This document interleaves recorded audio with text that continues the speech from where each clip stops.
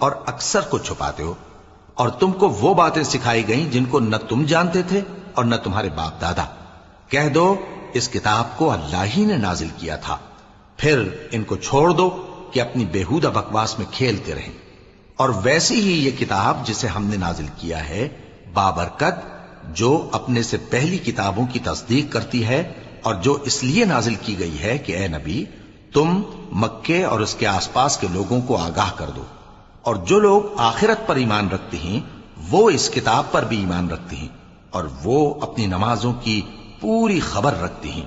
اور اس سے بڑھ کر ظالم کون ہوگا جو اللہ پر جھوٹ باندھے یا یہ کہے کہ مجھ پر وحی آئی ہے،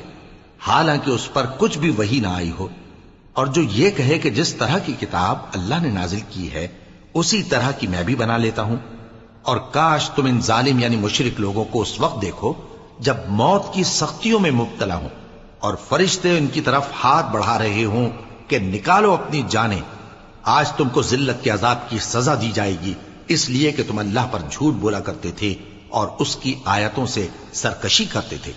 اور جیسا ہم نے تم لوگوں کو پہلی بار پیدا کیا تھا ایسا ہی آج اکیلے اکیلے تم ہمارے پاس آ گئے، اور جو مال و متاع ہم نے تمہیں عطا فرمایا تھا وہ سب اپنی پیٹھ پیچھے چھوڑ آئے، اور ہم تمہارے ساتھ تمہارے سفارشیوں کو بھی نہیں دیکھتے جن کی نسبت تم خیال کرتے تھے کہ وہ تمہارے سفارشی اور ہمارے شریک ہیں۔ آج تمہارے آپس کے سب تعلقات منقطع ہو گئے، اور جو دعوے تم کیا کرتے تھے سب جاتے رہے۔